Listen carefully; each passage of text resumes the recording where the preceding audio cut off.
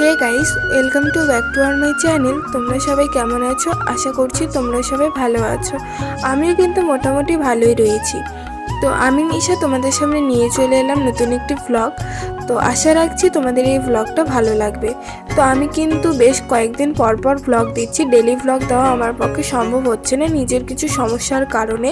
তো নিজের কিছু কাজ পড়ে গেছে, সেই কারণে কিন্তু সেই কাজগুলো নিয়ে একটু ব্যস্ত আছি। তো যার কারণে তোমাদের সাথে কিন্তু কোনো রকম কোনো ভ্লগ শেয়ার করা হচ্ছে না। তো আমি চেষ্টা করছি যে তোমাদের সাথে ডেলি ভ্লগ শেয়ার করার, কারণ যে কারণে কিন্তু আমার কিন্তু সব জায়গার থেকে ফেসবুক, ইনস্টা বলো, তারপর ইউটিউব বলো, সব জায়গার থেকে কিন্তু ভিউজ ডাউন হয়ে গেছে। তো দেখি সেই ভিউজটা কবে আবার ফিরে পাবো না পাবো। তো যাই হোক, দেখো আমি কিন্তু মাসির বাড়ির থেকে দুটো ফুল গাছ নিয়ে এসেছিলাম। একটা ওই বাড়িতে লাগিয়ে দিয়েছিলাম, আর এটাও কিন্তু ওই বাড়িতেই রেখেছিলাম। তো নিয়ে এসেছি কালকে। তো দেখো ওখানে রাখতে রাখতে না ফুলটাই ধরে গিয়েছে।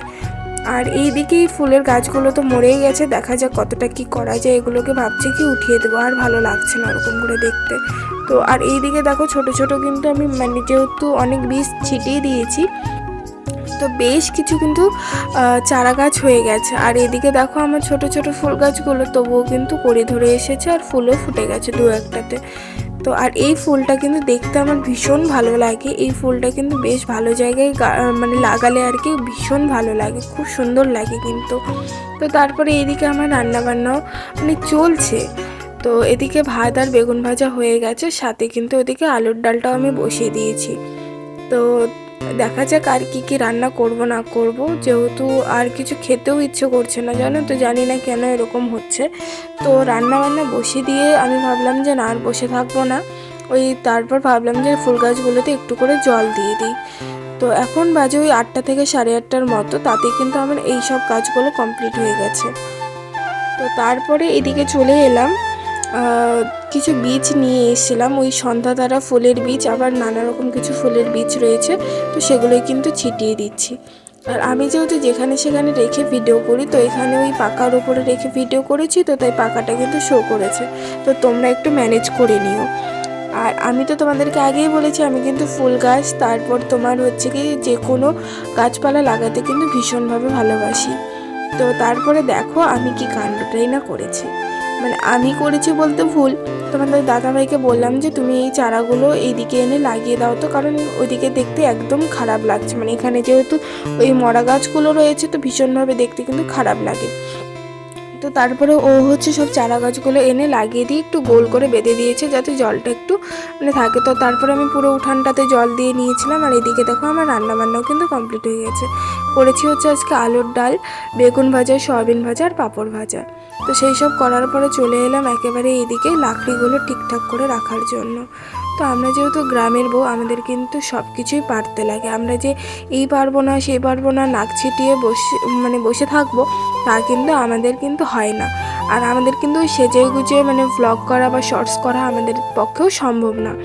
তো আমি আমার দিক থেকে বলছি, অন্যরা বলবে হয়তো যে না কাজবাজ করেও তো করা যায়। হ্যাঁ, কাজবাজ করেও তো করা যায়, কিন্তু সারাদিন এত কাজবাজ করে আমার আর এনার্জি থাকে না। আমি আমার দিক থেকেই শুধুমাত্র বলছি আর কি। তো আমি যে শর্টসগুলো করি সেগুলো কিন্তু বেশিরভাগই আমি ওই বাড়িতে যা পড়ে থাকি তা নিয়ে কিন্তু আমি শর্টস করি।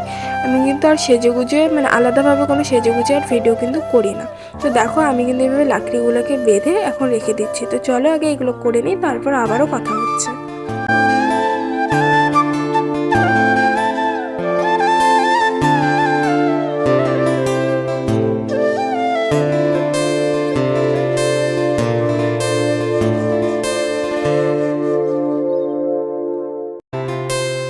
তো ফাইনালি আমার সব লাকড়িগুলো কিন্তু এইভাবে বাঁধা হয়ে গেছে।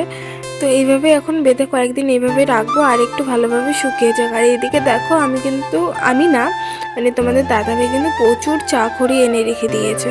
তো আবারও চাখড়ি আনছে। আর এইদিকে দেখো আমাদের আলু ক্ষেতটা কত সুন্দর লাগছে, তাই না? আর এই যে চাখড়িগুলো এখন যেগুলো দেখছো, এগুলো কিন্তু তোমাদের দাদাভাই নিয়ে আসছে, মানে এখনও নিয়ে আসছে। ওই যে দেখো সামনে ও কিন্তু ওগুলো নিয়ে আসছে। তো ভাবছি কি ওর ওখানে গিয়ে ওকে একটু হেল্প করে দেবো। তো তারপরে একটু এখানে বসলাম। কেন জানি না শরীরটা না খুব ম্যাচম্যাচে ধরনের লাগছে, মানে কোনো কিছু করতেই ইচ্ছে করছে না। আর মন মেজাজ যেহেতু একটু ভালো নেই, মানে আপন মানুষগুলো যখন আঘাত দেয় না, তখন কিন্তু ভীষণভাবে খারাপ লাগে, মানে নিজেকে এতটা অসহায় মনে হয় না, আর কি বলবো। আর যেহেতু এই লাকড়ির কাজগুলো করছি, সেই কারণে কিন্তু হাতে মানে অনেকভাবে ছুলে যাচ্ছে। তো এই দেখো, এখানেও কিন্তু বেশ খানিকটা ছুলে গেছে, আমাদের ক্যামেরায় হয়তো ঠিক মতো বোঝা যাচ্ছে না, কিন্তু আমার দু হাতে কিন্তু বেশ খানিকটা করে ছুলে গেছে। আর তোমাদের দাদা ভাইয়ের কি বলবো, ওর তো আরও বেশি ছুলে গেছে, কারণ ও যেহেতু চা খড়িগুলো আনছে, তো দেখো কত কষ্ট করেই না খড়িগুলো নিয়ে আসছে, দেখতে পাচ্ছ তোমরা। তো তোমরা হয়তো বলতেই পারো যে দিদিভাই তুমি তো গ্যাসে রান্না করো, তোমার তো উনুন নেই, তো তুমি এত খড়ি নিয়ে কি করবে। তো হ্যাঁ, আমার খড়ির দরকার আছে, কেন দরকার আছে সেটাও তোমাদের সাথে অবশ্যই শেয়ার করব। দেখো, আমি যেহেতু গ্রামের বউ, আমাকে উনুন একদিন না একদিন করতে হবে, তো কিছুদিন পরে হয়তো আমি উনুন করে নিব, তো সেই কারণে আমারও কিছু খড়ির দরকার আছে, তো সেই কারণে কিন্তু খড়িগুলো জোগাড় করা হচ্ছে। আরও কিছু কারণ আছে, সেটাও তোমাদের সাথে পরে একদিন শেয়ার করব। তো তারপরে সেখানে তোমাদের দাদাভাইয়ের ওখানে গিয়েছিলাম একটু ওকে সাহায্য করতে, তো সেখান থেকে করে এসে তোমাদের দাদাভাই এখন গেল আবার বাঁশ কাটতে। তো বাঁশ কেন কাটা হচ্ছে না হচ্ছে সেগুলো তোমাদের সাথে শেয়ার করব, তো তোমরা কিন্তু ব্লগগুলো সবগুলোই কন্টিনিউ করবে। তো চলো আগে এখন স্নানটা করে আসি, তারপর তোমাদের সাথে আবারও কথা হচ্ছে।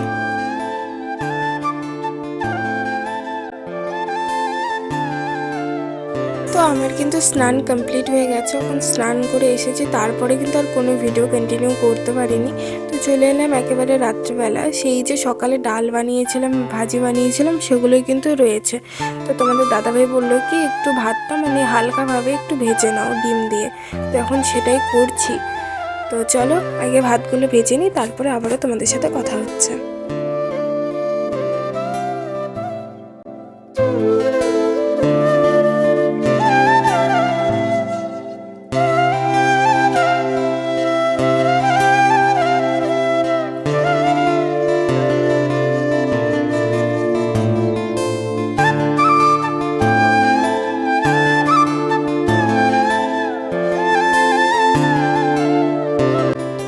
তো তারপর আর কি, ওই রোজ দিনের একই কাজ। তো এখন যেহেতু রান্না বান্না হয়ে গেছে, তো সেই কারণে কিন্তু এখন গ্যাস ট্যাস মুছে একেবারে ভালোভাবে রেখে দিচ্ছি, কারণ আমাকে কালকে সকাল সকাল আবার একটু বেরোতে হবে। তো যাই হোক, আর কি বলো তো, একা সংসারে কিন্তু মানে বলবো না যে একা সংসার খুব ভালো বা খুব খারাপ, তাও নয়, কিন্তু কিন্তু একা সংসারে ওই যে তুমি যদি কোনোদিন অসুস্থ হয়ে পড়ে থাকো বা তোমার কিছু একটা খুব খারাপ হয়ে গেছে, কিন্তু তারপরেও কিন্তু তোমাকে দেখার মতো কেউ থাকবে না, তোমার মানে পাশে দাঁড়ানোর মতন কেউ থাকবে না কিন্তু। তো সেই কারণে কিন্তু মন মেজাজ মাঝে মধ্যে খুবই খারাপ হয়ে যায় যে না, আজকে শরীরটা ভালো লাগছে না, কিন্তু ওই ঘুরে উল্টে তোমাকেই কাজগুলো করতেই হবে। তো কেউ যদি একজন থাকতো যে রেঁধে বেড়ে একটু দিত, যে না তুমি খাও, তোমার আজকে শরীরটা খারাপ, আমি করে দিচ্ছি, সেরকমটা বলার মতো কিন্তু কেউ নেই। তো যাই হোক, সবগুলো কিন্তু এখন রেডি করে নিচ্ছি একে একে, আর তোমাদের দাদাভাই চলেও এসে খাওয়া দাওয়া করেও নিচ্ছি। তো খাওয়া দাওয়া করার পরে এদিকে একেবারে বাসন কোসন যা ছিল সব কিন্তু একদম ধুয়ে মেজে রেখে দিয়েছি। তো আজকের ভিডিওটা তোমাদের কেমন লাগলো অবশ্যই কিন্তু কমেন্ট করে জানাবে। দেখা হচ্ছে নেক্সট কোনো ব্লগে, ততক্ষণ পর্যন্ত তোমরা ভালো থেকো, সুস্থ থেকো। তো টাটা।